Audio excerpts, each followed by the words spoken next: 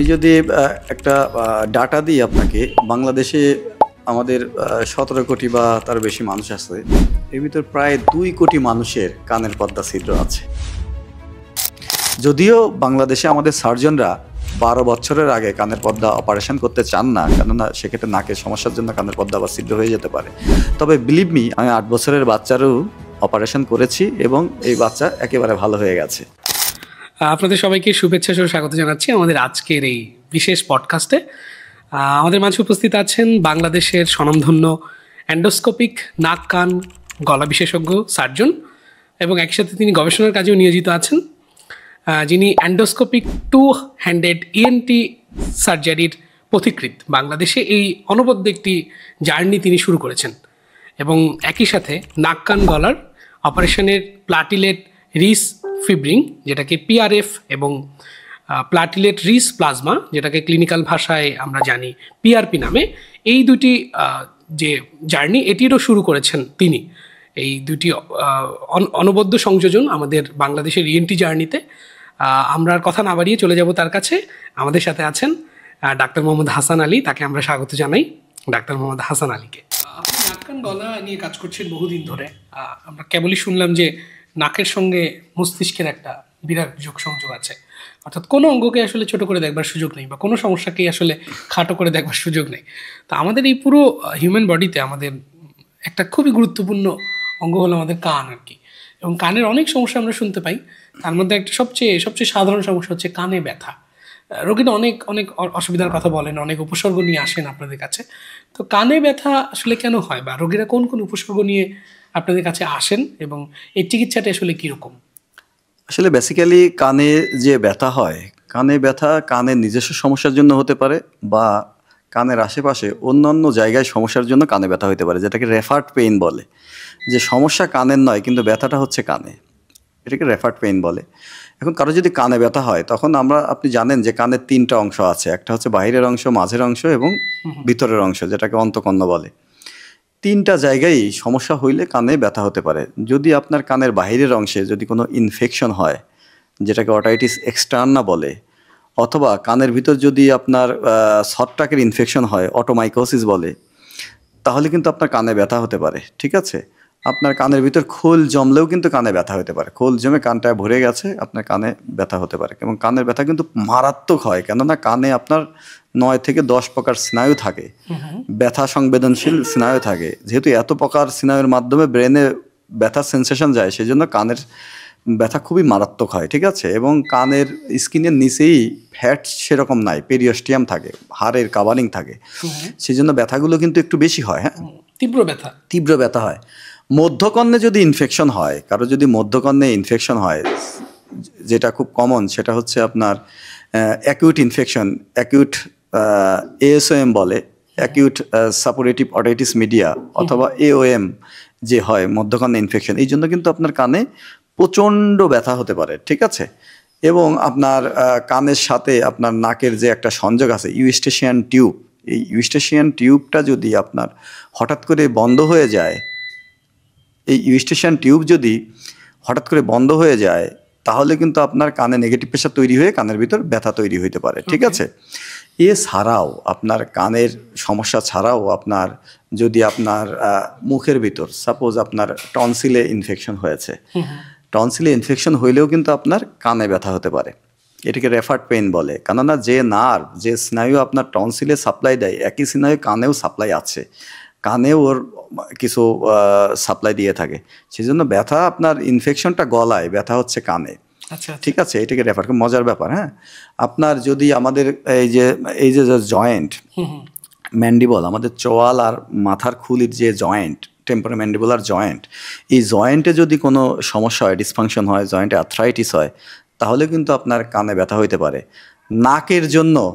নাকের সমস্যার জন্য আপনার সাইনোসাইটিসের জন্য কিন্তু আপনার কানে ব্যথা হইতে পারে। অ্যাডিনয়েড, নাকের পিছনে যে মাংস বাড়া, অথবা আপনার মুখের ভিতর যে কোনো জায়গা, আপনার দাঁতে বা জিহ্বায়, এখানে যদি কোনো সমস্যা তৈরি হয়, কোনো আলসার হয়, কোনো ঘা হয়, আপনার মুখের তালুতে যদি কোনো সমস্যা হয়, ঘা হয়, তাহলেও কিন্তু আপনার কানে ব্যথা হইতে পারে। যখন আমাদের এ ধরনের রুগী আসে, হ্যাঁ, এ ধরনের রুগী আসে ঠান্ডা লাগার জন্য, যদি কারো ঠান্ডা লাগে তার সাইনোসাইটিস হয় বা অ্যাডিনয়েডের সমস্যা হয় বা টনসিলের সমস্যা হয়, তাদের কিন্তু আপনার কানে ব্যথা হতে পারে। যখন আমাদের কাছে এই ধরনের রোগী আসে, বিশেষ করে বাচ্চারা যখন আসে, তখন আমরা তাদেরকে পরামর্শ দিই যে আমরা দেখি যে তার শরীরে কোথাও ইনফেকশন আছে কিনা। যদি ইনফেকশন হয় তাহলে তো তাকে অ্যান্টিবায়োটিক দিতে হয়। অ্যান্টিবায়োটিকের সাথে আমরা ব্যথানাশক হিসেবে প্যারাসিটামল দিই, আইবুপ্রোফেন দিই, এই টাইপের ওষুধ দিই। অনেক ক্ষেত্রে খুব বেশি ব্যথা হলে আমরা ডাইক্লোফেনাক গ্রুপ বা কিটোরেলাক গ্রুপের ওষুধ দিয়ে থাকি আমরা, ঠিক আছে। এগুলো দেওয়ার পরে আমরা কন্ট্রোল করার চেষ্টা করি। এরপরে আমরা কারণটা নির্ণয় করি। আমরা আপনাকে বলেছি যে কানের নিজস্ব কারণের জন্য হয়, তাছাড়া রেফার্ড কিছু পেইন হয়। আমরা যে কারণে হয়েছে ওই কারণটাকে দেন অ্যাড্রেস করি। যদি ওই কারণটাকে অ্যাড্রেস করতে পারি, টনসিলের জন্য হয়েছে, টনসিলের ইফেক্টিভ ট্রিটমেন্ট দিলে আমরা ভালো হয়ে যাবে। এই জয়েন্টের সমস্যার জন্য কানে ব্যথা হচ্ছে, তাহলে আমরা এই জয়েন্টের ট্রিটমেন্ট করলে আপনার ভালো হয়ে যায়। রেফার্ড পেইন যে কারণে হয়েছে ওই কারণের যদি আমরা ট্রিটমেন্ট করতে পারি তাহলে তার কানে ব্যথা ভালো হয়ে যায়। কানে ব্যথার জন্য কি কোনো ঘরোয়া চিকিৎসা আছে নাকি কানে ব্যথা হলে একজন ইএনটি স্পেশালিস্টের কাছে আসাটাই সমীচীন? দেখুন, যদি ঠান্ডা লাগার জন্য হয় কানে ব্যথা, ঠান্ডা লাগার জন্য হতে পারে, কয়েকটা কারণ হতে পারে। ঠান্ডা লাগার জন্য নাকের সমস্যা হতে পারে, ঠান্ডা লাগার জন্য আপনার নাকের পিছনে যে নেজোফ্যারিংস এখানে মাংস বাড়তে পারে, ঠান্ডা লাগার জন্য আপনার গলায় ব্যথা হতে পারে, গলার জন্য আপনার কানে ব্যথা হতে পারে, ঠিক আছে। এমনকি ঠান্ডা লাগার জন্য আপনার কানের ভিতরেও ইনফেকশন হতে পারে। তখন আমরা তাদেরকে বলি যে আপনি ধুলাবালি যতটা সম্ভব পরিহার করে চলেন, অ্যালার্জি জাতীয় খাবার খেয়েন না, ঠিক আছে। এমনকি কানে গরম সেকা দিলেও অনেক সময় পেশেন্টরা উপকার পায়, ঠিক আছে। এবং পারিবারিকভাবে সে প্যারাসিটামল খাওয়ার জন্য আপনার চিকিৎসকের কাছে যাওয়ার প্রয়োজন নাই, সে প্যারাসিটামল খেতে পারে, বা অ্যান্টিহিস্টামিন, হিস্টাসিন বা ফেক্সোফেনাডিন, মন্টেলোকাস্ট এই টাইপের ওষুধ সে বাসায় খেতে পারে, ঠিক আছে।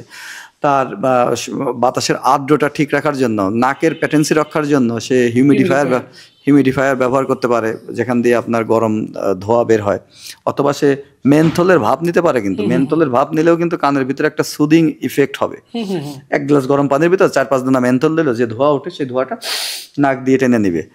আমরা নাক আর কানের যে সংযোগ নালী, ইউস্টেশিয়ান টিউবে তখন প্যাটেন্সিটা রক্ষা হবে, তখনও তার কানের ব্যথা ভালো হয়ে যেতে পারে। আচ্ছা, ঠিক আছে। এই কাজগুলো ঘরোয়াভাবে সে করতে পারে। যদি ঘরোয়াভাবে সেই কাজগুলো করলো, বা সে গরম পানি খেতে পারে, ঠিক আছে, এগুলো করলো, এগুলো করার পরে তার ভালো হচ্ছে না, বা ভালো হচ্ছে কিন্তু বারবার হচ্ছে, তখন একজন ইএনটি চিকিৎসকের পরামর্শ গ্রহণ করা প্রয়োজন হয়। Thank you. আপনার কাছে একটু জানতে চাও যে আমাদের পুরো আমাদের যে হিউম্যান বডি, এখানে কান খুবই স্পর্শকাতর একটা জায়গা। কানের ব্যথা, কানের বিভিন্ন উপসর্গ নিয়ে রোগীরা নিশ্চয়ই আপনার কাছে আসে। এক্ষেত্রে আমরা জানতে পারি সেটা হচ্ছে যে কানের খুবই কমন একটা সমস্যা হয় যে কানের পর্দা ছিদ্র হয়ে যাওয়া বা কানের পর্দা ফুটা হয়ে যাওয়া। এটা রোগীরাও অনেক সময় বুঝেন, ক্লিনিক্যালি হয়তো বোঝাটা একটু মুশকিল, কিন্তু রোগীরা এরকম অনেক উপসর্গ নিয়ে আসেন আর কি। তো কানের পর্দা ছিদ্র হয়ে যাওয়া এটা কতখানি গুরুতর সমস্যা?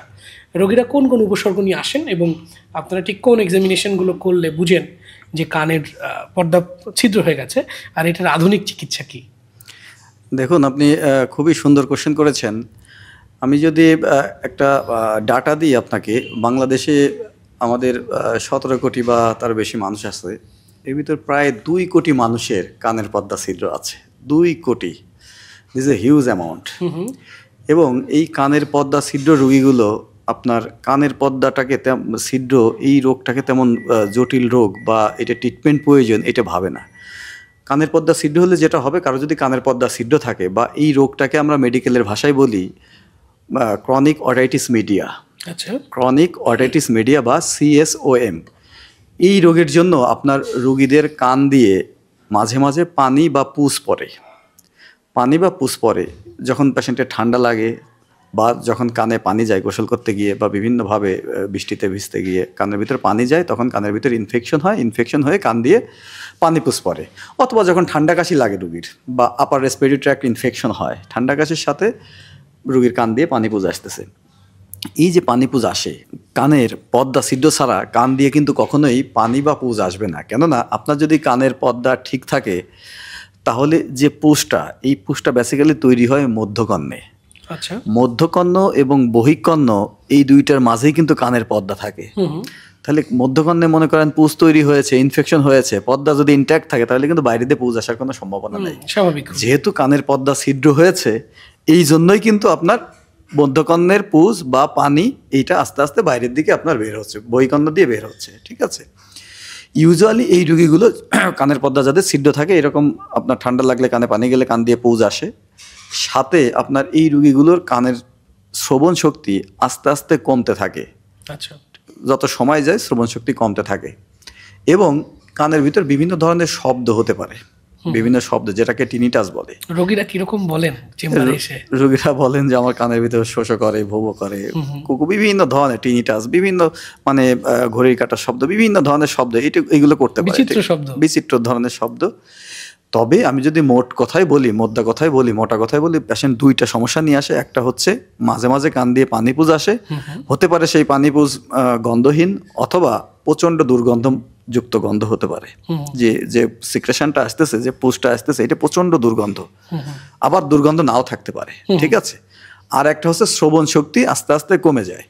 সাথে যেটা অ্যাসোসিয়েটেড সেটা মাঝে মাঝে পেশেন্টরা বলে যে আপনার কানের ভিতরে এক ধরনের শব্দ করে। যখন আমাদের কাছে আসে তখন আমরা পেশেন্টের প্রথমে রোগীর একটা ডিটেল রোগের হিস্ট্রি নিই, ইতিহাস নিই, যে কতদিন ধরে তার এই সমস্যা, এইবারই তার প্রথম নাকি এটা মাঝে মাঝেই হয়, আবার কিছু অ্যান্টিবায়োটিক খাইলে কানে ড্রপ দিলে ভালো হয়ে যায় কিনা, এর সাথে পেশেন্টের শ্রবণ শক্তির কী রিলেশন, শব্দ হয় কিনা, এই ধরনের জিনিসপত্র আমরা জিজ্ঞাসা করে থাকি। এরপরে পেশেন্টের আমরা কানের ভিতর এক্সামিনেশন করি। এক্সামিনেশনের ভিতর আমরা অটোস্কোপি দিই, এক ধরনের আমাদের ছোট্ট একটা মেশিন আছে, অটোস্কোপ বলে, ওইটা কানের ভিতর দিয়ে আমরা পরীক্ষা করি, দেখি পর্দা খুব সুন্দর দেখা যায়, বা কানের ভিতর পুজ থাকলে, বহিকর্ণে পুজ জমে থাকলে ওইটা দেখা যায়। আমরা সবচাইতে গোল্ড স্ট্যান্ডার্ড হচ্ছে এন্ডোস্কোপিক অথবা মাইক্রোস্কোপিক এক্সামিনেশন।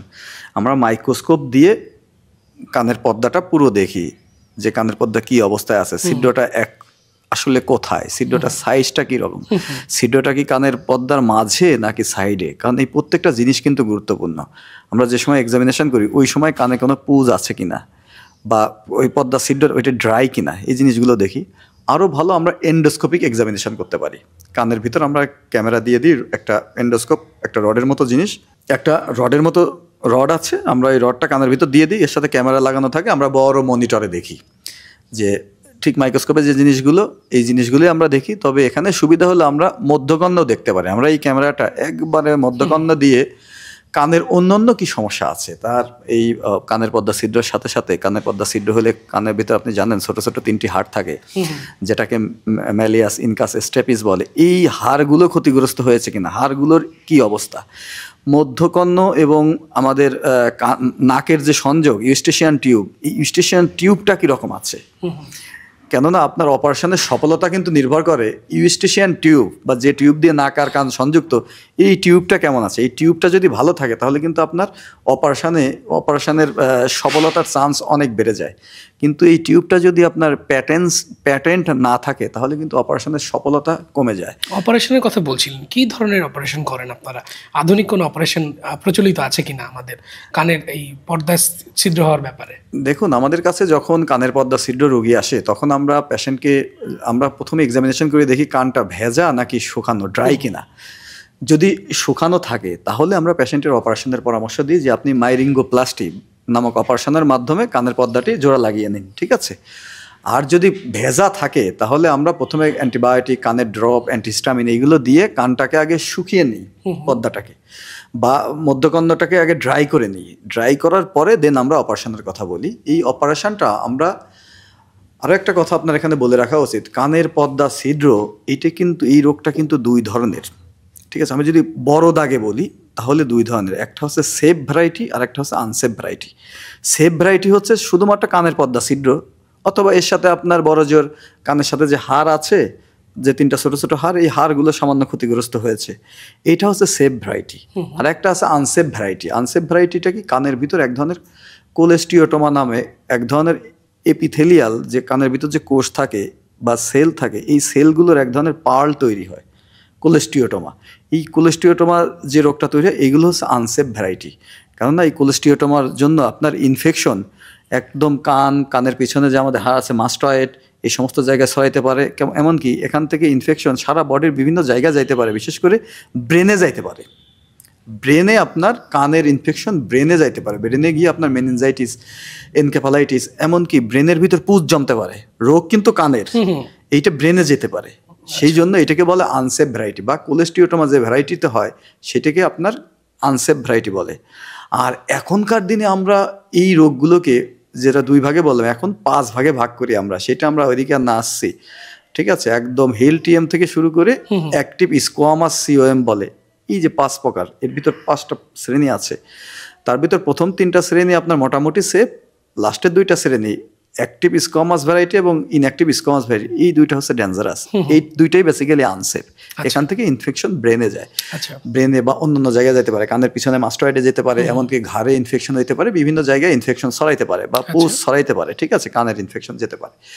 তো যখন এ ধরনের রুগী আমাদের কাছে আসে, আমরা নির্ণয় করি যে এটা সেফ ভ্যারাইটি নাকি আনসেফ ভ্যারাইটি। যদি সেফ ভ্যারাইটি হয় তাহলে আমরা পেশেন্টের শুধুমাত্র কানের পর্দা জোড়া লাগিয়ে দিয়ে, যদি হাড়ে কোনো সমস্যা থাকে এই হাড়গুলো মেরামত করে দিই, যেটাকে অসিকুলোপ্লাস্টি বলে।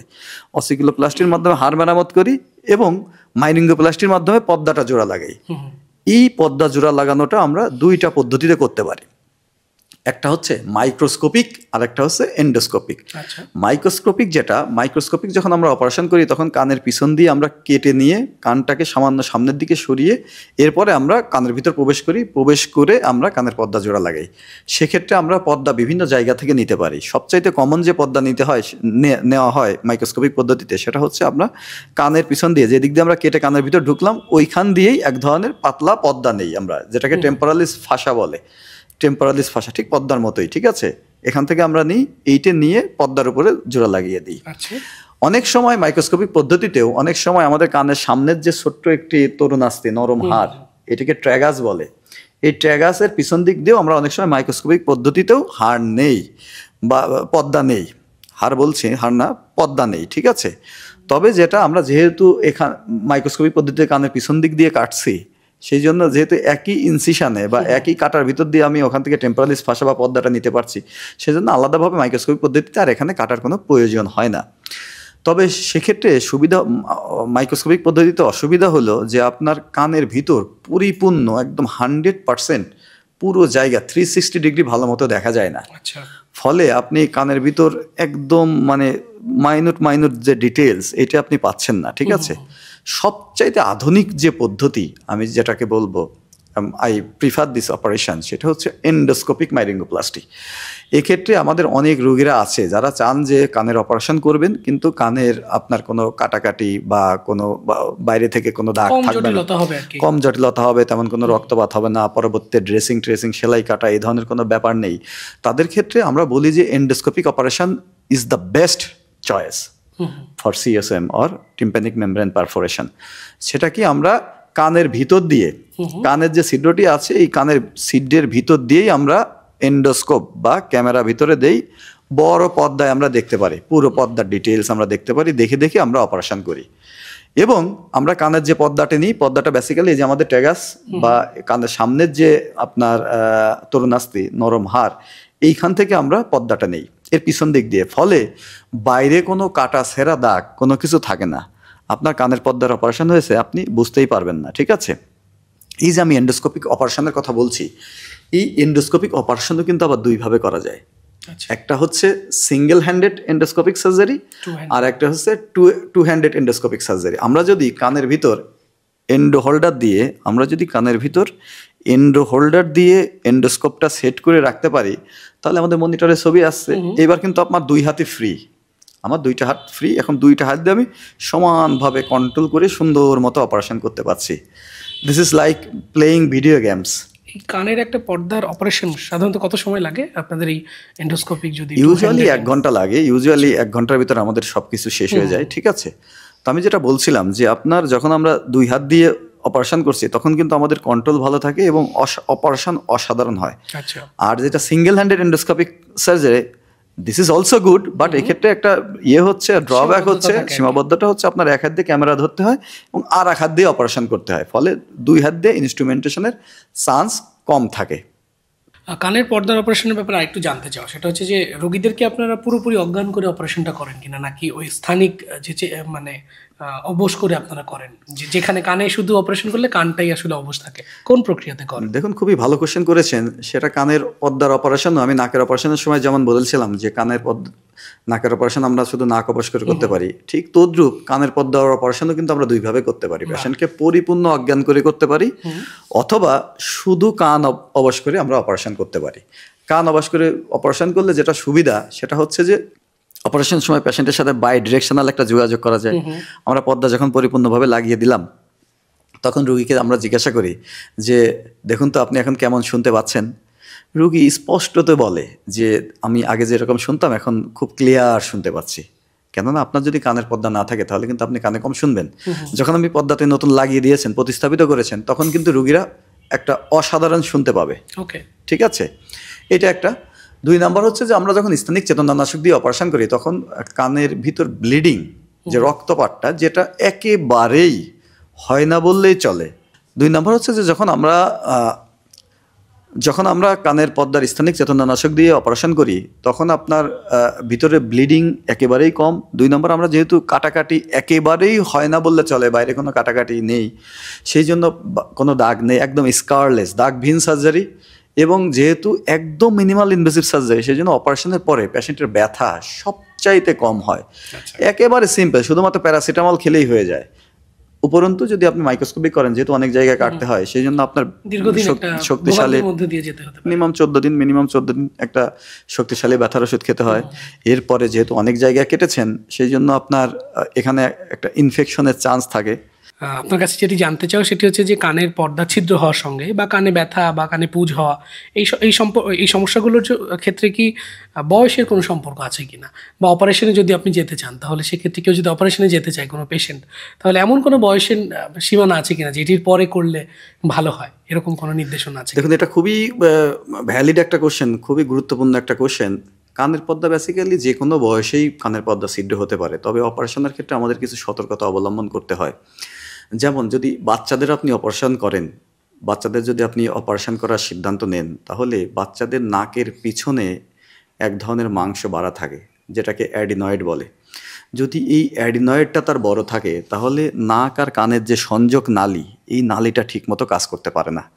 আপনি কানের পর্দা অপারেশন করার পরে কানের মধ্যকর্ণের প্রেশার এবং আমাদের পরিবেশের প্রেশার বা ন্যাজোফ্যারিংসের প্রেশার, এই দুইটা প্রেশার কিন্তু একই হইতে হবে। যদি দুইটা প্রেশার এলোমেলো হয় তাহলে কিন্তু আপনার পর্দাটা টিকবে না। আপনার যদি ন্যাজোফ্যারিংস বা নাকের পিছনে ওইখানে যদি মাংস বাড়া থাকে, আপনি যদি ওইটাকে অ্যাড্রেস না করেন, ওইটাকে যদি ঠিক না করে কানের পর্দা অপারেশন করেন, তাহলে কিন্তু আপনার কানের পর্দা জোড়া লাগার চান্স কমে যাবে। এমনকি আপনার যদি নাকের হাড় অনেক বাঁকা আছে, অনেক নাকের হাড় বাঁকা, আপনি কানের নাক না ঠিক করে দিয়ে কানের পর্দা অপারেশন করলেন, তাহলে কিন্তু আপনার কানের পর্দা জোড়া লাগার চান্স অনেক কমে যাবে। আবার এমনও হতে পারে যে আপনার পর্দা জোড়া লাগলে পরবর্তীতে আবার ছিদ্র হয়ে গেছে। সেই জন্য আপনার নাকে যদি কোনো প্যাথোলজি থাকে, কোনো রোগ থাকে, ওইটাকে আগে অ্যাড্রেস করে দেন আপনাকে কানের পর্দা অপারেশন করতে হবে। আপনি বাচ্চাদের ক্ষেত্রে যেটা হয়, বাচ্চাদের যেহেতু অ্যাডিনয়েড থাকে, এটার কোনো বয়স লিমিট নেই যে আপনি এত বছরের বাচ্চাদের করতে পারবেন, এত বছরের বাচ্চাদের করতে পারবেন না, বা এত বছর বয়সে করতে পারবেন না, এরকম না। আপনার যদি একটা বাচ্চার নাকে কোনো অ্যাডিনয়েড নাই, আপনার নাক একেবারে ক্লিয়ার, নাকের হাড় বাঁকা নাই, কোনো মাংস বাড়া নাই, তাহলে আপনি 6 বছর থেকেই অপারেশন করতে পারবেন। যদিও বাংলাদেশে আমাদের সার্জনরা 12 বছরের আগে কানের পর্দা অপারেশন করতে চান না, কেননা সেক্ষেত্রে নাকের সমস্যার জন্য কানের পর্দা আবার ছিদ্র হয়ে যেতে পারে। তবে বিলিভ মি, আমি 8 বছরের বাচ্চারও অপারেশন করেছি এবং এই বাচ্চা একেবারে ভালো হয়ে গেছে। আচ্ছা, ফলো আপ করেছেন? হ্যাঁ, ফলো আপ করেছি। আমি লোকাল দিয়ে করেছি, শুধুমাত্র কান অবশ করে কানের পর্দার অপারেশন করেছি এবং পেশেন্টের কানের পর্দা ভালো হয়ে গেছে। কেননা ওই পেশেন্টের আমরা আগে পরীক্ষার আগে, অপারেশন করার আগে আমরা অ্যাসেস করে দেখেছি যে তার কানের নাকের ভিতর কোনো সমস্যা আছে কিনা, অ্যাডিনয়েড আছে কিনা। যেহেতু অ্যাডিনয়েড নেই, আমরা করেছি। কিন্তু একটা পেশেন্টের আমরা বলেছি কানের এই যে রোগ, এই রোগ কিন্তু আপনার 2 ধরনের বলেছি, একটা safe variety, unsafe variety. Safe variety যেটা আপনি কানের পর্দা অপারেশন করে দিলেন, আপনার পর্দা ভালো হয়ে গেল। কিন্তু যদি আনসেফ ভ্যারাইটি হয় বা কানের ভিতর যদি কোলেস্টিওটোমা হয়, সেক্ষেত্রে কিন্তু আপনার আমাদের কানের পিছন দিক দিয়ে ম্যাক্সিমাম ক্ষেত্রে যেটা সবাই করেন, আমি যদিও এন্ডোস্কোপিক্যালি করছি, কিন্তু ম্যাক্সিমাম ক্ষেত্রে যেটা করা হয় যে মাইক্রোস্কোপিক্যালি বা এন্ডোস্কোপিক্যালি হোক, যেভাবেই হোক, আপনার কানের পিছন দিক দিয়ে কেটে অপারেশন করার পরে কানের আশেপাশে যে হাড়গুলো আছে, যেমন মাস্টয়েড হাড় আছে, যেখানে আপনার এই কোলেস্টিওটোমা এক্সটেনশন করে, সেখানে আপনার এই কোলেস্টিওটোমা সেখান থেকে বের করতে হয়। বের করে পুরো কানটাকে ক্লিয়ার করতে হয়, ইনফেকশন ক্লিয়ার করতে হয়। আপনি যদি পুরো কানের চারপাশে যে হাড় আছে এর ভিতর থেকে কোলেস্টিওটোমা বা ইনফেকশন বের না করে দেন, তাহলে পর্দা জোড়া লাগান, তাহলে এটা কোনো লাভ নাই, বরং লাভের থেকে ক্ষতি বেশি হবে। আপনাকে পুরো জায়গা ক্লিয়ার করার পরে, এটাকে বলে মডিফাইড রেডিক্যাল মাস্টয়েডেক্টমি। পুরো জায়গা নাকের পিছনে, কানের পিছনের যে হাড়, এই হাড়ের ভিতর থেকে ইনফেকশন বের করতে হয়।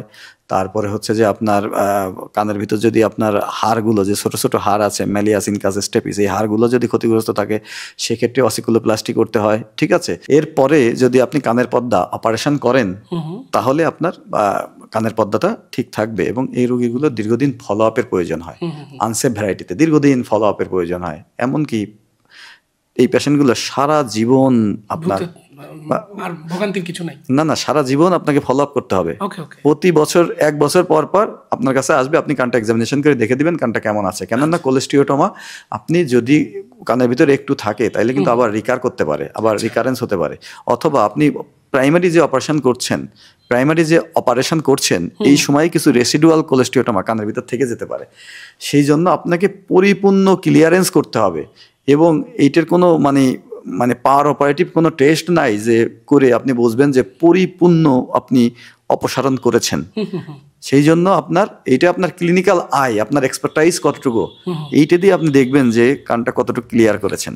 বয়স্ক রোগীদের ক্ষেত্রে কি কোনো বয়স্কদের যদি আপনার একটা পেশেন্টের বয়স মনে করেন 60 বছর এবং তার কানের পর্দা ছিদ্র আছে, এই বয়সে তার আমরা ইউজুয়ালি যদি আনসেফ ভ্যারাইটি না হয়, যেটা কোলেস্টিওটোমা আমি বলেছি, যদি এই ভ্যারাইটি না হয় তাহলে কিন্তু অপারেশন করতে চাই না, ঠিক আছে। কিন্তু যদি তার আনসেফ ভ্যারাইটি হয় তাহলে তাকে মাস্ট অপারেশন করতে হবে।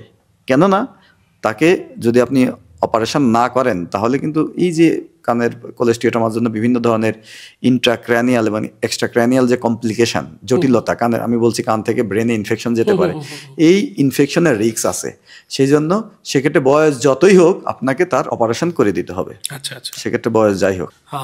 আমরা জানি যে আপনি ইএনটি নিয়ে গবেষণার কাজও করছেন, শুধুমাত্র পেশেন্ট অ্যাটেন্ড করা, সার্জারি করার বাইরেও আপনি বেশ গবেষণার কাজেও নিয়োজিত আছেন। আমরা জানি যে প্লাটিলেট রিস ফিব্রিন, যেটা পিআরএফ নামে যেটি পরিচিত, আবার আরেকটা ব্যাপার আছে প্লাটিলেট রিস প্লাজমা, পিআরপি নামে যে দুটা ব্যাপার আছে, এটা নিয়ে আপনার বেশ গবেষণাও আছে, কিন্তু আপনি জাতীয় গবেষণাপত্র প্রকাশ করেছেন এটির ব্যাপারে। এই দুটি ব্যাপার কি আপনার যে অপারেশনের কথা বলছি, আমরা যে সার্জারির কথা বলছি, এই কানের পর্দা অপারেশনের ক্ষেত্রে এটি কি কাজে আসছে কোনোভাবে? খুবই অসাধারণ কোশ্চেন করেছেন। দেখুন, কানের পর্দা জোড়া লাগালে বা অপারেশন করলে সাকসেস রেট, আপনি সমস্ত লিটারেচার যদি দেখেন তাহলে সাকসেস রেট 60 থেকে 94% আপনার সাকসেস রেট। অপারেশনের পরে পর্দা জোড়া লাগবে, আর জোড়া লাগবে না কিন্তু 6 থেকে 40% মানুষের কিন্তু জোড়া লাগবে না। This is a huge amount. কিন্তু যখন থেকে আমরা কানের পর্দা অপারেশন করার সময় পিআরএফ বা প্ল্যাটিলেট রিস ফিব্রিন ব্যবহার করা শুরু করলাম, তখন থেকে আমরা দেখলাম যে কানের পর্দা এই অপারেশনের সফলতা প্রায় 100%-এর কাছাকাছি, আর কোনো পেশেন্ট ফেল হচ্ছে না। আমরা কি করি, আমরা কিন্তু এখন মাইক্রোস্কোপিক অপারেশন করি না। কানের পর্দা সব পেশেন্টেরই আমরা এন্ডোস্কোপিক্যালি করছি। পেশেন্টও স্যাটিসফাই থাকে যে তার কাটাকাটি নেই, কানের ভিতর কোনো দাগ নেই, অপারেশনের সময় রক্তপাত নেই, পরবর্তীতে আপনার ওই রকম ব্যথা হয় না, বাইরে থেকে কোনো দাগ নেই, ঠিক আছে, পেশেন্ট এতে খুশি হয়। এবং 2 নাম্বার যেটা, আমরা পেশেন্টের ঠিক আগে যেরকম অপারেশন, আগে যেমন সার্জারি করতাম ঠিক একইভাবে আমরা সার্জারি করছি। করার পরে আমরা পেশেন্টের রক্ত নেই, পেশেন্টের ব্লাড নিই 10 cc, একটা সিরিঞ্জের রক্ত নিই। রক্তটা আমরা আমাদের পিআরএফ যে মেশিন, সেন্ট্রিফিউজ মেশিন, সেখানে সেন্ট্রিফিউজ করে আমরা পিআরএফ শিটটা তৈরি করি। পিআরএফ শিট এটা একদম পর্দার মতো একটা জিনিস। এই পিআরএফ শিটটি আমরা পর্দার উপরে, আমরা নতুন যে পর্দা লাগিয়েছি ঠিক সেই পর্দার উপরে আবার আরেকটা পিআরএফ শিট দিয়ে দিই। ফলে আমরা নতুন একটা পর্দা দিয়েছি, সাথে আবার রক্ত থেকে যে পর্দাটি বানিয়েছি সেই পর্দাটিও আমরা ওই যে পর্দাটা লাগিয়েছি তার উপর দিয়ে দিই, প্রতিস্থাপিত করে দিই। ফলে পেশেন্টের কয়েকটা জিনিস হয়। এই যে প্ল্যাটিলেট রিস ফিব্রিন বা পিআরএফ, এখানে কিন্তু প্রচুর পরিমাণে গ্রোথ ফ্যাক্টর থাকে, প্রচুর গ্রোথ ফ্যাক্টর থাকে, যেটা আপনার হিলিংটাকে অনেক বাড়িয়ে দেয়। পর্দা জোড়া লাগার চান্সটা অনেক বাড়িয়ে দেয় এবং ইনফেকশন চান্স অনেক কমিয়ে দেয়, ঠিক আছে। আমরা কনভেনশনালি আমরা যখন অপারেশন শিখেছি, যখন আমরা একবার স্টুডেন্ট ছিলাম অনেক আগের, যখন ট্রেনিং করেছি, তখন কিন্তু আমরা মধ্যকর্ণে আপনার জেল ফোম নামে একটা জিনিস দিতাম যাতে পর্দাটা ভিতরের দিকে চুপসে না যায়, পর্দাটা ঠিকমতো প্লেসমেন্টে থাকে, ঠিক আছে। এখন আমরা মধ্যকর্ণে এই জেল ফোম দিচ্ছি না, আমরা পর্দা জোড়া লাগালাম, তারপরে আমরা পিআরএফ শিট দিই, এরপরে আমরা বাইরের দিক দিয়ে জেল ফোম দিই। এই জেল ফোমে আমরা কি করি, পিআরপি, প্ল্যাটিলেট রিচ প্লাজমা, এই জেল ফোমে আমরা মিক্স করে দিয়ে দিই। ফলে কি হয়, আপনার কানের ভিতর ইনফেকশনের চান্সটা একেবারেই কমে যায়। কারণ এই পিআরপির অ্যান্টি ইনফ্ল্যামেটরি রোল আছে। এই পিআরপি আপনার প্রদাহরোধী এর একটা ভূমিকা আছে। প্রদাহ হতে দেয় না, ইনফেকশন হতে দেয় না। এবং আমরা কানের পর্দার ভিতরে, কানের ভিতরে যে জায়গা থেকে পর্দা নিয়েছে ভিতর থেকে, ওই জায়গাতেও আমরা একটু পিআরপি ইনজেকশনের মাধ্যমে দিয়ে দিই। ফলে আমরা যেখান থেকে পর্দা নিচ্ছি ওই জায়গাটায় কোনো ইনফেকশনের চান্স বা ওই জায়গাটা খুব দ্রুত শুকিয়ে যায়, ঘাটা খুব দ্রুত টেনে যায়। ফলে পেশেন্টের হিলিং অসাধারণ হয়। এবং এই ব্যাপারে আমি গবেষণা করেছি এবং আমাদের জাতীয় একটি মেডিকেল জার্নালে এই গবেষণা প্রবন্ধটি প্রকাশিত হয়েছে, যেটা আমরা এক্সিলেন্ট রেজাল্ট পেয়েছি। যা আমাদের আগের, আমি বলেছি সারা পৃথিবীতে যে জোড়া লাগার যে চান্স, আমাদের কিন্তু সেই জোড়া লাগার চান্সটা অনেক বেড়ে গেছে। আমরা যখন পিআরএফ ব্যবহার করতাম না, তখন আমাদের কিছু ফেইল হতো। কিছু কানের পর্দা জোড়া লাগানোর পর দেখা গেছে যে কিছু ফেইল হয়েছে। কারণ এটা তো ফেইল একটা ইন্টারন্যাশনাল একটা মানে রুলসই এটা, যে আপনার হ্যাঁ এটা হবে, আপনার 100% জোড়া লাগবে না। সারা পৃথিবীর গবেষণায় এটা বলছে যে 6 থেকে 40% জোড়া লাগবে না। আমাদেরও কিছু ফেইল হতো, কিন্তু আমরা যখনই এই প্রযুক্তিটা নিয়ে আসলাম, পিআরপি এবং পিআরএফ, যখনই আমরা দুইটা কম্বাইন্ডলি টিম্প্যানোপ্লাস্টি বা মাইনিঙ্গোপ্লাস্টি কানের পর্দা অপারেশনের সময় আমরা যখন ব্যবহার করা শুরু করলাম, তখন থেকে আমরা দেখছি যে আমাদের ফেইল রেট নেই। ফলে পেশেন্ট খুশি, প্রত্যেকটা পেশেন্টই। এবং আমরা অপারেশনের আগে রোগীকে এন্ডোস্কোপি দিয়ে কানের পর্দাটা দেখাই যে দেখুন আপনার পর্দাটা এরকম সিডা, এবং অপারেশনের পরে আবার দেখাই দেখুন আপনার পর্দাটা কত সুন্দর জোড়া লেগে গেছে। পেশেন্ট আগের ভিডিওটা পেশেন্টের কাছে থাকে, পরে পেশেন্ট আবার ভিডিও করে দেয়, এটা পেশেন্ট খুব এক্সিলেন্ট খুশি হয়ে যায়।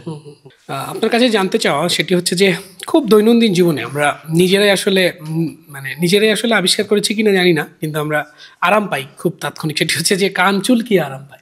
আমরা কটন বাড ব্যবহার করি, অনেকে হাতের কাছে যা পান সেটিও কানের মধ্যে ঢুকিয়ে কানের ময়লা পরিষ্কার করতে চেষ্টা করেন, অথবা চুলকানি যখন হয় তখন সেটি প্রতিরোধ করার চেষ্টা করেন। তো কটন বাড ব্যবহার করা কতটা বিপজ্জনক বা নিরাপদ কিনা আপনার পরামর্শ আমরা শুনতে চাই। আর একই সাথে আরেকটা প্রশ্ন হচ্ছে যে হেয়ারিং লস বা কানের যে আমাদের যে শ্রবণ শক্তি, এটি আসলে কমে কেন? এটার সঙ্গে বয়সের সম্পর্ক আছে কিনা, বা যে কোনো বয়সে আসলে শ্রবণ শক্তি কমতে পারে কিনা, এই পুরো ব্যাপারটি কিভাবে আসলে প্রক্রিয়া করে? দেখুন, আপনার খুবই সুন্দর প্রশ্ন। আমি প্রথম কোশ্চেনটার আগে আনসার দিই, সেটা হচ্ছে মানুষ কানে কটন বাড ইউজ করে। এই কটন বাডটা ইউজ করে কেন? ঠিক আছে, কানের ভিতর যে স্কিন আছে, এই স্কিনে আপনার অ্যালার্জির কারণে বা বিভিন্ন কারণেই, বা কানের ভিতর সামান্য একটু ইনফেকশন হলো, বা কানের ভিতর খোল তৈরি হয়, ওয়াক্স তৈরি হয়, এই ওয়াক্স এগুলোর জন্য কানের ভিতর আপনার চুলকাইতে পারে। এবং চুলকানি এমন একটা জিনিস, আপনার যদি কোথাও চুলকায় তাহলে কিন্তু আপনার চুলকাইতে মন চাবে, যে আপনি একটু ওখানে কটন বাড দেন, অথবা স্কিনও যদি কোথাও চুলকায় আপনার মনে হবে যে একটু চুলকাই। যখন একটু চুলকাবেন, হ্যাঁ, তখন আপনি একটু ওইখানে যদি ইনজুরি করেন, ছোট্ট ইনজুরিতে কিন্তু আপনার ভালো লাগবে। এক জায়গায় চুলকাচ্ছে, আপনি স্ক্র্যাচ করছেন, এটাকে একটা মেডিকেল টার্ম বলে স্ক্র্যাচ সাইকেল। যে আপনার একটু চুলকাচ্ছে, আপনি একটু ওখানে স্ক্র্যাচ করছেন, এরকম করে চুলকাতে দেখবেন যে আপনি মানে ওখান থেকে রক্ত বের হয়ে গেছে, তখন যা মনে হবে আমার না চুলকালেই মনে হয় ভালো হতো। ঠিক আছে, এটাকে বলে স্ক্র্যাচ সাইকেল। যে আপনার একটু চুলকাইতে মন চাবে, যত চুলকাবেন একটা পর্যায়ে রক্ত বের হওয়া না পর্যন্ত আপনাকে মনে হবে যে আপনি একটু চুলকিয়ে নেন। ঠিক আছে, আমরা এই চুলকানোর জন্য, বা অনেকে কানে যে খোল হয়, ওয়াক্স হয়, এই ওয়াক্স বের করার জন্য কানে কটন বাড ব্যবহার করে। এটা কিন্তু একটা খুবই ব্যাড হ্যাবিট, খুবই বদ অভ্যাস। কেননা আপনি জানেন না যে কানের পর্দা কতটুকু দূরে আছে। আপনি কটন বাড এমনভাবে কানের ভিতর ব্যবহার করলেন, কানের পর্দাটা ইনজুরি করে ফেললেন। আমি এমন রোগী পেয়েছি, কানের পর্দা কটন বাড দিয়ে কানের পর্দা ইনজুরি করেছে, কানের পর্দা ইনজুরি হয়ে কানের ভিতরে যে ছোটো ছোটো 3টা হাড় আছে, ম্যালিয়াস, ইনকাস, স্টেবিস, এই হাড়গুলো পরস্পরের সাথে যে এই সংযোগ বিচ্ছিন্ন করে ফেলছে কানের কটন বাড ব্যবহার করে। এবং এমনকি আমি একটা রোগী পেয়েছিলাম, সেই রোগীটা কটন বাড ব্যবহার করছিল, তার বাচ্চাটা দূর থেকে এসে মাকে ধাক্কা দিছে। সে কটন বাড গ্যাট করে, মানে বাচ্চা যখন এসে হাতের উপর পড়ছে, কটন বাডটা আরও ভিতরে চলে গেছে, অন্তঃকর্ণ ইনজুরি হয়েছে। এবং ওই সময় পেশেন্টের অন্তঃকর্ণ এমনভাবে ইনজুরি হয়েছিল যে পেশেন্ট আমাদের কাছে বেসিক্যালি এই তথ্য নিয়ে আসছে যে তার কানে বাচ্চা এরকম আঘাত দিয়েছে। হ্যাঁ, আমি যেটা এমনই রোগী পেয়েছি যে রোগী মানে কটন বাড ব্যবহার করছিল একটা ফিমেল, তার বাচ্চা এসে হাতের উপর ধাক্কা দেয়, এবং এই ধাক্কা দেওয়ার জন্য কানের পর্দা ছিদ্র হয়ে কানের ভিতর যে ছোট ছোট হাড় আছে, এই হাড় ইনজুরি হয়ে অন্তঃকর্ণ ইনজুরি হয়েছে। ফলে পেশেন্টের অন্তঃকর্ণের সাথে মধ্যকর্ণের যে যোগাযোগ একটি হাড় দিয়ে, যেটাকে স্টেপিস বলে, এই স্টেপিস অন্তঃকর্ণ থেকে ছুটে চলে এসেছে। ফলে পেশেন্টের প্রচণ্ড রকম মাথা ঘুরছে। পেশেন্ট আমাদের কাছে এসেছে এবং পেশেন্ট একেবারেই শুনতে পাচ্ছে না এবং পুরোপুরি ডেড ইয়ার। আমরা পরীক্ষা করে দেখেছি কান একেবারেই তার নষ্ট হয়ে গেছে, একেবারে ডেড ইয়ার হয়েছে। ওই কান দিয়ে সে আর কখনোই শুনবে না। দেখুন, সে যদি কটন বাড ইউজ না করতো তাহলে কিন্তু সে কানে কটন বাড দিত না। বাচ্চা এসে তার যতই হাতের উপর ফুরুক, তাহলে তো তার আর এটা চান্স, ইনজুরি হওয়ার চান্স নেই। সেই জন্য কান ভিতরে যদি আপনার চুলকায়, সেক্ষেত্রে আপনি অ্যান্টিহিস্টামিন ওষুধ খেতে পারেন, অ্যালার্জির যে ওষুধগুলো, বা অ্যালার্জি জাতীয় খাবার পরিহার করতে পারেন। এগুলো করলে কিন্তু আপনার কানের চুলকানি কমে যাবে। যদি এতে না কমে, সেক্ষেত্রে আপনি আপনি একজন চিকিৎসকের পরামর্শ নিতে পারেন। আপনার কানের ভিতর যদি ওয়াক্স থাকে, সেই ওয়াক্সটা, ইউজুয়ালি কানের ওয়াক্স কিন্তু আলাদাভাবে পরিষ্কার করে, কটন বাড বা অন্য কিছু দিয়ে পরিষ্কার করার প্রয়োজন নেই। কানের একটা অদ্ভুত বৈশিষ্ট্য হচ্ছে কানের ভিতরের স্কিন আস্তে আস্তে বাইরের দিকে বের হয়, যেটাকে এপিথেলিয়াল মাইগ্রেশন বলে। আমরা যখন কথাবার্তা বলি, আমরা যখন মুখ নাড়াই, আমরা যখন খাবার খাই, তখন এই এপিথেলিয়াল মাইগ্রেশনগুলো বেশি হয়। তখন ভিতরে যে খোল তৈরি হয়েছে, এটা আস্তে আস্তে বাইরের দিকে বের হয়ে কান একসময় কানের বাইরে দিয়ে পড়ে যায়, আমরা টেরও পাই না। আলাদাভাবে আপনার কান পরিষ্কার করার কিন্তু প্রয়োজন নেই, ঠিক আছে? কিন্তু কারো যদি এটা ইম্প্যাক্টেড হয়ে যায়, অনেক বেশি খোল তৈরি হয়, কানের গঠনগত পার্থক্য থাকে, তার ভিতরে কানের ভিতরে খোল জমতে পারে, তখন আপনি অলিভ অয়েল তেল দিলে এটা নরম হয়ে অটোমেটিক বের হয়ে আসবে। যদি বের না হয়, তাহলে একজন চিকিৎসকের কাছে পরামর্শ গ্রহণ করুন। চিকিৎসক আপনার কিন্তু খোল বের করে দিবে। আপনাকে নিচ থেকে কানের খোল পরিষ্কার করার কোনো প্রয়োজন নেই। আমরা দেখি যে কিছু হাতুড়ে মানুষজন যারা অনেক মেশিনপত্র নিয়ে ঘুরে বেড়ায় হাট বাজারে, তারা কানের খোল মানে বের করে প্রফেশনালি। এটা তো আরো অনেক দেখেন, এটা খুবই ডেঞ্জারাস। এটা ডেঞ্জারাস কয়েকটি কারণে। একটা হচ্ছে, যেহেতু তারা কুয়াক, তারাও কিন্তু কানের স্ট্রাকচার জানে না, কানের ভিতর কি আছে। তারা যে ইনস্ট্রুমেন্টেশন করে, যে যন্ত্রপাতি ব্যবহার করে, এই যন্ত্রপাতি কিন্তু একটা যন্ত্রপাতি দিয়ে আপনার শত শত মানুষের কান পরিষ্কার করছে। এখন কারো যদি সাপোজ আপনার হেপাটাইটিস বি ভাইরাসে আক্রান্ত, হেপাটাইটিস সি ভাইরাসে আক্রান্ত, অথবা এইচআইভির মতো জটিল রোগ, একজন রোগীর এইচআইভি আছে এবং সে ওইটাই কান পরিষ্কার করতে গিয়ে একটু ওখানে ব্লিডিং হলো, তার যন্ত্রে কিন্তু ওই ভাইরাসটা লেগে আছে। যখন আর একজন মানুষকে সে ওই একই যন্ত্র ব্যবহার করে পরিষ্কার করতে যাবে, তখন কিন্তু তার থেকে আপনার ওই যন্ত্রের মাধ্যমে হেপাটাইটিস বি, সি, এইচআইভি এরকম জটিল জটিল ভাইরাস তার শরীরে চলে যেতে পারে, ঠিক আছে? এটা একটা। 2 নম্বর, সে কানের পর্দা ইনজুরি করতে পারে। আমরা তো রেগুলার পেশেন্ট পাই আমাদের কাছে যে কানের পর্দা, মানে কান পরিষ্কার করেছে, এখন প্রচণ্ড রকম কানে ব্যথা। আমাদের কাছে যখন আসে, দেখি যে সিভিয়ার কানের ভিতরে ইনফেকশন হয়েছে, এমনকি কানের পর্দা ছিদ্র হয়ে গেছে। সেই জন্য দেয়ার কুয়াক, তারা যেহেতু হাতড়ায় রোগ নির্ণয় করতে বা রোগ, এটা তো সায়েন্টিফিক, মানে তারা কোনো সায়েন্টিফিক ওয়ে কোনো কিছু করছে না, নিশ্চয়ই না। সেই জন্য তাদের কাছে একেবারেই যাওয়া ঠিক না। এমনকি আমি মানে যারা অথরিটি আছে তাদেরকে বলবো যে এদের ব্যাপারে অ্যাকশন গ্রহণ করতে। আপনি জেনে অবাক হবেন, আমি ইন্ডিয়াতে গিয়ে, ঠিক আছে, ইন্ডিয়ার যে ইন্ডিয়া গেটের নিচে ওই যে বড় মাঠটি ওদের পার্লামেন্টের সামনে, ওই মাঠে আমি দেখেছি একটা অদ্ভুত ব্যাপার, ঠিক আছে, যে অনেক মানুষ, 20 জন মানুষ এরকম গোল হয়ে বসে আছে এবং 20 জন কুয়াক 20 জনের কান পরিষ্কার করছে। মানে কি সুন্দর একটা সিনারিও, যে lots of people are cleaning their year by the quack, ঠিক আছে। এবং এই যতজন করেছে তার 2-1 জনের ভিতর আপনার বিভিন্ন রোগ সংক্রমিত হবে নিশ্চয়ই। এবং তারা তো ইনস্ট্রুমেন্ট স্টেলাইজ করে না, জীবাণুমুক্ত করে না, একই ইনস্ট্রুমেন্টে বারবার করছে। সেই জন্য এই জিনিসগুলো সরকার আইন করে বন্ধ করা উচিত, ঠিক আছে। আমাদের স্বাস্থ্য সচেতন হতে হলে, আমাদের দেশকে মানে স্বাস্থ্যের ক্ষেত্রে উন্নতি করতে হলে এই জিনিসগুলো অবশ্যই বন্ধ করতে হবে। বিভিন্ন প্রচার প্রচারণার মাধ্যমে এগুলো বন্ধ করতে হবে যে এগুলো খারাপ, এগুলো করা ঠিক নয়, ঠিক আছে। এবারে আমাদের যেটি জানতে চাও সেটি হচ্ছে যে কানের তো আরও অনেক অসুবিধা আছে আর কি। কানে শুনতে না পাওয়া, কানে ব্যথা হওয়া বা কানে পুজ জমা, আরও অনেক জিনিস নিয়ে শুনলাম আর কি। এসব কিছুর একটা বলা যায় যে অন্তিম একটা সমস্যা, সেটা হচ্ছে যে কানে কম শুনতে পাওয়া বা হেয়ারিং লস।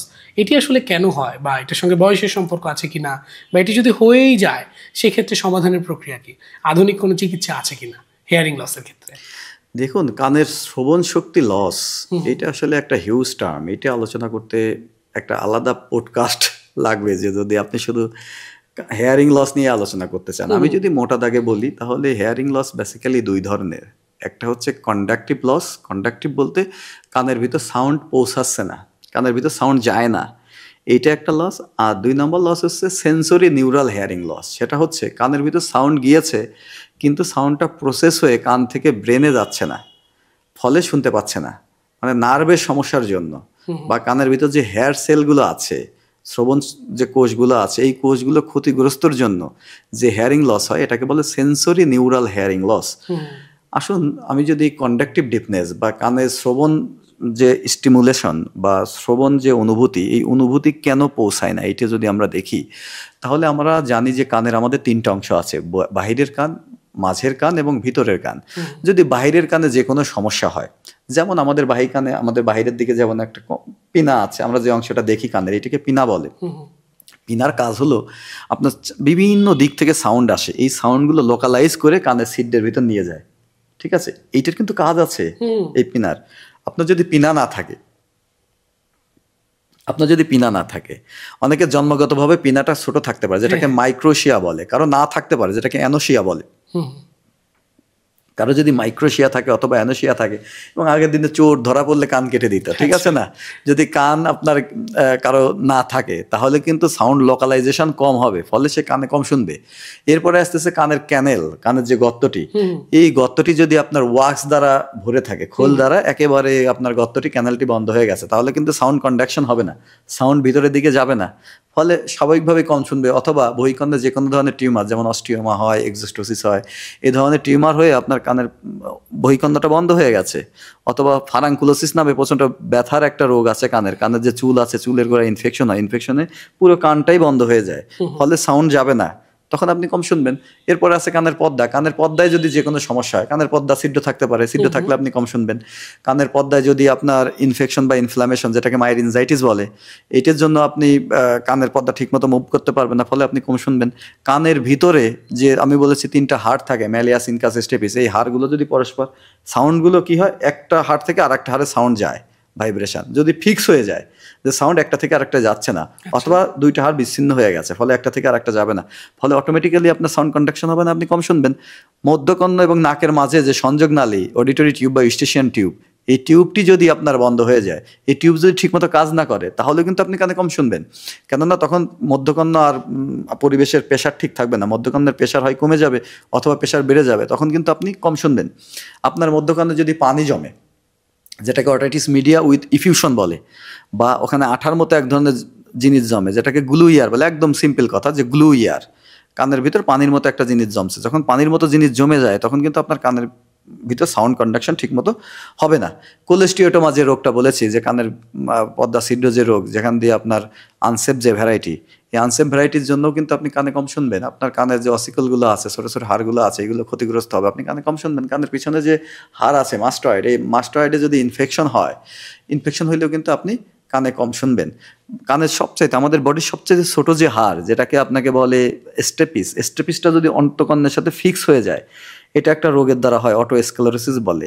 এটা যদি ফিক্স হয়ে যায়, তাহলে কিন্তু আপনি কানে কম শুনবেন। মধ্যকর্ণে যে কোনো টিউমার হলো, সেটা রক্তনালীর টিউমারই হোক অথবা যে কোনো সলিড টিউমার হোক, ঠিক আছে, গ্লোমাস টিউমার, বিভিন্ন ধরনের টিউমার হয়, মধ্যকর্ণে ক্যান্সার হয়, এই ধরনের কারণে যদি আপনার সাউন্ড কন্ডাকশন ঠিকমতো না হয়, তাহলে কিন্তু আপনি কানে কম শুনবেন। এইগুলো হচ্ছে কন্ডাকটিভ ডিফনেস।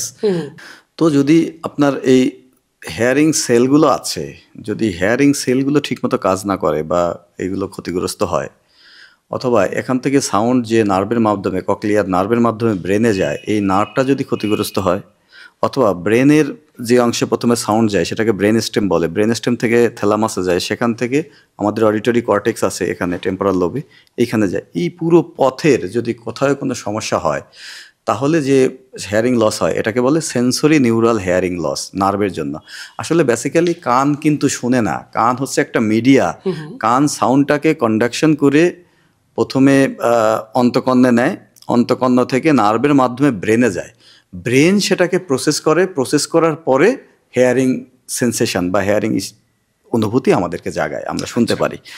ফলে আপনার এই যে ককলিয়া, অন্তঃকর্ণ থেকে ব্রেন পর্যন্ত এই যে পুরো পথ, এই পুরো পথের কোথাও যদি সমস্যা হয়, তাহলে কিন্তু আপনি কানে কম শুনবেন বা শুনতে পাবেন না, বা আপনার বধিরতা তৈরি হবে। মোস্ট কমন যদি আমি বলি সেন্সরি নিউরাল হেয়ারিং লসের সবচাইতে গুরুত্বপূর্ণ কারণ যদি আমি বলি তাহলে সেটা হলো বয়স বৃদ্ধিজনিত কারণে যে হেয়ারিং লস। ইউজুয়ালি 50 বছরের পর থেকে, 60 বছরের পরে বেশি হয়, 50 বছরের পর থেকে আপনার কানের যে হেয়ারিং সেল আছে, কানের ভিতর যে আপনার হেয়ারিং যে নার্ভ আছে, ককলিয়ার নার্ভ, সেখান থেকে ব্রেন স্টেমে প্রসেসিং পাওয়ার, ব্রেন স্টেম থেকে থ্যালামাস, থ্যালামাস থেকে অডিটরি কর্টেক্স, প্রত্যেকটা জায়গায় কিন্তু বয়স বাড়ার সাথে সাথে কিছুটা পরিবর্তন হয়। আচ্ছা, এই পরিবর্তনের জন্য আপনার কানে কম শুনবেন। এটা হচ্ছে এজ রিলেটেড হেয়ারিং লস বা প্রেসবায়োসিস বলে, এটা হচ্ছে মোস্ট কমন। দ্বিতীয়ত, আপনি যারা অত্যধিক পরিমাণে আপনার সাউন্ডে এক্সপোজ থাকে, সাউন্ডে এক্সপোজ মানে কিছু কিছু মানুষ আছে যাদের প্রফেশনটা এরকম যে তাদেরকে উচ্চ শব্দে থাকতে হয়, যেমন গার্মেন্টস ওয়ার্কার বা ট্রাফিক পুলিশ, যারা কন্টিনিউয়াস একটা সাউন্ডের ভিতরে থাকে, বা রাস্তায় যারা কাজ করেন, যারা ওয়েল্ডিং এর কাজ করেন, স্ট্রিট হকার, এরা কিন্তু কন্টিনিউয়াস একটা সাউন্ডের ভিতর থাকে। এখন একজন মানুষ যখন কন্টিনিউয়াসলি সাউন্ডের ভিতর থাকে তখন কিন্তু তার হেয়ারিং যে সেলগুলো আছে, শ্রবণ শক্তির যে কোষগুলো আছে, এগুলো কিন্তু আস্তে আস্তে ক্ষতিগ্রস্ত হতে থাকে, ফলে আস্তে আস্তে সে কম শুনবে। এই কম শোনাটাও সেন্সোরিনিউরাল হেয়ারিং লস। অথবা কারো কানের সামনে, কানের পাশে যদি অনেক জোরে শব্দ হলো, যেমন একটা টায়ার বাস্ট হয়ে গেল, অথবা বজ্রপাত হলো, অথবা অন্য যে কোনোভাবে প্রচণ্ড রকম শব্দ হলো, তাহলেও কিন্তু আপনার কানের যে সেন্সোরিনিউরাল হেয়ারিং লস হবে, কানের হেয়ারিং সেল বা যে নার্ভ, এইগুলো কিন্তু ক্ষতিগ্রস্ত হবে, সে কিন্তু কানে কম শুনবে। এছাড়াও কিছু জেনেটিক কজ আছে, অটোইমিউন কজ আছে, কিছু ওষুধ আছে, কিছু ড্রাগ আছে, যে ড্রাগগুলো আপনার শ্রবণ শক্তিকে হ্যাম্পার করে, যে ড্রাগগুলো আপনার কোষের, শ্রবণ কোষগুলোর কার্যক্ষমতা কমিয়ে দেয়, ফলে আস্তে আস্তে আস্তে আস্তে এই মানুষগুলো এই ড্রাগগুলো, এই ওষুধগুলোর জন্য আপনার কানে কম শোনে। তার মানে কিছুটা ওষুধেরও রোল, পার্শ্ব প্রতিক্রিয়া আছে, যার জন্য মানুষ কানে কম শুনে। ঠিক আছে, এছাড়া ব্রেনে যে কোনো টিউমার হইলো, অথবা ব্রেনে কেউ স্ট্রোক করেছিল, স্ট্রোক করার পরে কিন্তু সেখানে কম শুনতে পারে, কারণ যেটা টেম্পোরাল লোব, যেখানে আপনার শ্রবণটা সেন্স হয়, সেখানে যদি আপনার কোনো স্ট্রোক হয়ে রক্ত সঞ্চালন বন্ধ হয়ে গেছে, তাহলে কিন্তু আপনি কানে শুনবেন না। ঠিক আছে, এগুলো হচ্ছে সেন্সরি নিউরাল হেয়ারিং লস।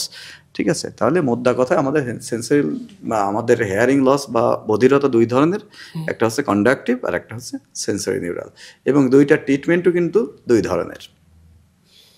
আমরা কি চিকিৎসা নিয়ে একটু জানতে পারি, যে রোগীরা যখন আসেন হেয়ারিং লসের মতো সমস্যা নিয়ে, আপনারা কোন প্রক্রিয়াতে তাদেরকে চিকিৎসা দেন? Very good. আমরা যদি কারণ নির্ণয় করতে পারি তাহলে ওই অনুসারে ট্রিটমেন্ট দিই। আমি বলেছি যে কন্ডাক্টিভ ডিফনেসের যে কারণগুলো আছে এগুলো কিন্তু রিমুভ করা একেবারে সহজ। যেমন আপনার যদি কানের ভিতর ওয়াক্স থাকে, আপনি ওয়াক্স বের করে দিলে ভালো শুনবেন। কানের পর্দা আপনার ছিদ্র হয়েছে, পর্দাটা জোড়া লাগিয়ে দেন, আপনি ভালো শুনবেন। আপনার কানের ভিতরে যে অসিকলগুলো আছে বা কানের ভিতরে যে হাড়গুলো আছে, এই হাড়গুলো আপনার বিচ্ছিন্ন হয়েছে পরস্পর থেকে, অথবা হাড়গুলো ফিক্স হয়ে গেছে, এগুলো অসিকুলোপ্লাস্টি নামক অপারেশনের মাধ্যমে, অথবা যে সবচেয়ে ছোট হাড় স্টেপিস অন্তঃকর্ণের সাথে ফিক্স হয়ে গেছে, যেটাকে অটোস্ক্লেরোসিস বলে, আপনি যদি স্টেপিডোটমি নামে একটা অপারেশন করে ওই হাড়ের পরিবর্তে যদি আপনি একটা আলাদা প্রস্থেসিস লাগিয়ে দেন, টেফলন প্রস্থেসিস লাগিয়ে দেন, তাহলে কিন্তু রোগীরা ভালো শুনবে। বা অন্তঃকর্ণে, মধ্যকর্ণে পানি জমেছে, এই পানিটা যদি আপনি বের করে দেন, তাহলে কিন্তু ভালো শুনবে। আপনি কোলেস্টিওটোমা হয়েছে, কোলেস্টিওটোমার অপারেশন করেন, তারপরে যদি অসিকুলোপ্লাস্টি লাগে, বা কানের ভিতর যে হাড় আছে এই হাড়গুলো যদি আপনার ঠিক করার প্রয়োজন হয়, অসিকুলোপ্লাস্টি নামক অপারেশনের মাধ্যমে যদি ঠিক করে দেন, তাহলে আপনি ভালো শুনবেন। এরপরে যদি আপনি বয়স বাড়াজনিত কারণে আপনার হেয়ারিং লস হয়, সেক্ষেত্রে আপনি বিভিন্ন ভিটামিন মিনারেলস দিতে পারেন, বা ইন্টারটিম্প্যানিক থেরাপি দেওয়া যায়। আমরা ইন্টারটিম্প্যানিক পিআরপি দিই, এ বিষয়ে আমি গবেষণা করেছি এবং খুব এক্সিলেন্ট, এটা একটা নোবেল থেরাপি, খুব এক্সিলেন্ট রেজাল্ট পেয়েছি। আপনি কানের হেয়ারিং এইড ব্যবহার করা যেতে পারে, কানে হেয়ারিং এইড ব্যবহার করা যায়। এবং এই রোগীগুলোর বাইরের দেশে, আমাদের দেশে এখনো ফিজিবল না, ককলিয়ার ইমপ্ল্যান্ট নামে একটা অপারেশন করে রোগীদের শ্রবণ শক্তি উন্নতি করে। এটা একটু কস্টলি বলে আমাদের দেশে এখন হয় না, তবে হয়তো আস্তে আস্তে আমাদের বাংলাদেশেও এটা চলে আসবে, আমরা আশাবাদী। তার মানে আপনার শ্রবণ শক্তি কি কারণে লস হয়েছে এইটা যদি নির্ণয় করা যায়, সেই অনুসারে ট্রিটমেন্ট দেওয়া যায়। একদম মেডিসিন, হেয়ারিং এইড বা সার্জারি এই জিনিসগুলো, বা ইন্টারটিম্প্যানিক থেরাপি, এই জিনিসগুলো ব্যবহার করে আপনি, এই জিনিসগুলো ইউজ করে আপনি যে কোনো ধরনের হেয়ারিং লস আপনি ট্রিটমেন্ট করতে পারেন। ভালো থাকা সম্ভব, আসলে ভালো থাকা সম্ভব। Thank you so much. Okay, আমরা আসলে অনেক শুনলাম, অনেকগুলো সার্জারির ব্যাপারে শুনলাম, কিভাবে আসলে সার্জারির বাইরে গিয়েও আসলে কিভাবে মানুষ ভালো থাকতে পারে। আমরা নাক, কান, এই পুরো দুটি গুরুত্বপূর্ণ অঙ্গ নিয়ে শুনলাম। তো আমরা সর্বশেষ আপনার কাছে যেটি জানতে চাই সেটি হচ্ছে যে সতর্কতা। রোগীরা আসলে কোনো রোগ হওয়ার আগেই তার এই যে নাক অথবা কানের বিশেষ করে আমি যদি নাকের অংশটার ব্যাপারে বলি, নাকের যত্ন সে কীভাবে নিতে পারে খুবই সংক্ষেপে শুনবো আপনার থেকে, এবং তারপর পরই যে যারা ভালো আছেন তারা কানের যত্নের ব্যাপারে কী করতে পারেন। আপনাকে ধন্যবাদ। Always prevention is better than cure. আপনি যে কোনো রোগ হওয়ার আগে সেই রোগ যাতে না হয় সেই ব্যাপারে আমাদের পদক্ষেপ গ্রহণ করা উচিত। আপনি নাকে যে কমন যে রোগগুলো হয় এই রোগগুলো থেকে বিরত থাকার জন্য আপনি অ্যালার্জি জাতীয় পরিবেশ পরিহার করতে পারেন, ধুলাবালি এই জিনিসগুলো পরিহার করবেন। নিয়মিত আপনাকে ঘুমাতে হবে, সুষম খাদ্য গ্রহণ করতে হবে, ভিটামিন সি জাতীয় খাবার, অ্যান্টিঅক্সিডেন্ট আপনি নিতে পারেন, ভিটামিন এ, সি, লেবু, কমলা, মালটা, আঙুর, পেয়ারা এই ধরনের খাবার যদি আপনি খান তাহলে কিন্তু এটা আপনার কানের হেলথের জন্য নাকের হেলথের জন্য বলেন, কানের হেলথের জন্য বলেন, এগুলো কিন্তু খুবই ভালো ব্যাপার। কানে কোনো কটন বাড ব্যবহার করা যাবে না, এবং অনেকে হেডফোন ব্যবহার করেন, হেডফোনগুলো কিন্তু কানের জন্য ক্ষতিকর। আপনি যদি কন্টিনিউয়াস হেডফোন ব্যবহার করতে থাকেন তাহলে কিন্তু আপনার কানে নানাবিধ সমস্যা হয়। এটা নিয়ে আমরা আরেকদিন আলাপ আলোচনা করব। সেই জন্য আপনি কানে হেডফোন ব্যবহার করবেন না। যারা মোবাইল ফোন ব্যবহার করে, মোবাইল ফোন থেকে অনেক রেডিও ফ্রিকোয়েন্সি আসে, ঠিক আছে, যেটা আপনার কানের জন্য মারাত্মক ক্ষতি করতে পারে। সেই জন্য আমরা বলি যে মোবাইল ফোন এক কানে একটানা 5 মিনিটের বেশি কখনোই ব্যবহার করা ঠিক নয়। এবং সবচাইতে বেস্ট ওয়ে হচ্ছে আপনি মোবাইল ফোন ব্যবহার করে লাউড স্পিকার দিয়ে সামনে রেখে কথা বলেন। আচ্ছা, ঠিক আছে, সেক্ষেত্রে privacy is a problem, but আপনার কানের মারাত্মক কোনো কথা, কানের স্বাস্থ্যটা ভালো থাকবে। এবং কানে আপনি কটন বাড ব্যবহার করবেন না, কোয়াকের কাছে যাবেন না, সুষম খাদ্য গ্রহণ করবেন, ঠিক আছে। এবং কানের যে হেয়ারিং লস আমি বলেছি, সেন্সরি নিউরাল হেয়ারিং লস, এই হেয়ারিং লসগুলোর জন্য কিন্তু ভিটামিন B1, B6, B12 জাতীয় যে সমস্ত খাবারে আছে সেই খাবারগুলো খুবই গুরুত্বপূর্ণ, খুবই হেল্পফুল। বিভিন্ন জিঙ্ক কন্টেনিং খাবার, সেলেনিয়াম কন্টেনিং খাবার, এই খাবারগুলো কিন্তু কানের হেলথের জন্য খুবই গুরুত্বপূর্ণ। বা ওমেগা 3 ফ্যাটি অ্যাসিড সমৃদ্ধ খাবার, এই জিনিসগুলো আপনার বিভিন্ন সামুদ্রিক মাছে পাওয়া যায়। তারপরে হচ্ছে আপনার শেলফিশ যেগুলো আছে, কাঁকড়া, চিংড়ি, এই জিনিসগুলো আপনার নাক কান গলার স্বাস্থ্যের জন্য কিন্তু ভালো।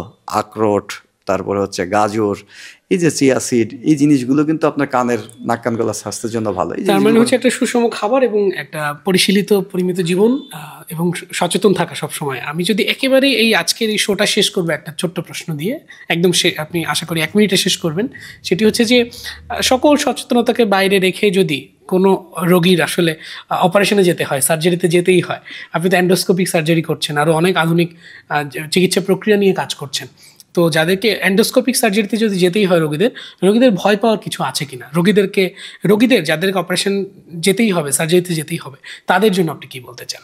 আমি আমার সম্মানিত দর্শক শ্রোতাবিন্দুদেরকে বলবো যে আপনার অপারেশনে ভয়ের একেবারেই কারণ নেই। আপনারা নিশ্চিন্তে অপারেশনের সিদ্ধান্ত নিতে পারেন এবং অপারেশন করে আপনি আপনার রোগ থেকে মুক্ত হতে পারেন। এবং সবার শেষে আমি একটি বাক্যের মাধ্যমে আমি শেষ করব। নাকের জন্য সুগন্ধ নিন, কানের জন্য সুশ্রাব্য সুর শুনুন, আর গলার জন্য মিষ্টি কথা বলুন। Thank you very much. আমরা সেই মিষ্টি কথা শুনবো এবং সুগন্ধ নিব এবং বাকি যে প্রক্রিয়ার কথাগুলো বললেন সব কিছু মেনে চলার চেষ্টা করবো আমরা। সেই আশাবাদ রেখেই আমরা আজকের এই শোটি শেষ করছি। আপনাকে অনেক ধন্যবাদ, খুবই গুরুত্বপূর্ণ কিছু তথ্য দিয়ে আমাদেরকে সমৃদ্ধ করেছেন। আমরা আশা রাখবো এরকম অনেক সমস্যাকে আপনি সম্ভাবনায় পরিণত করবেন এবং আমাদের বারবার দেখা হবে। থ্যাংক ইউ, অনেক ধন্যবাদ। Thank you very much, thank you.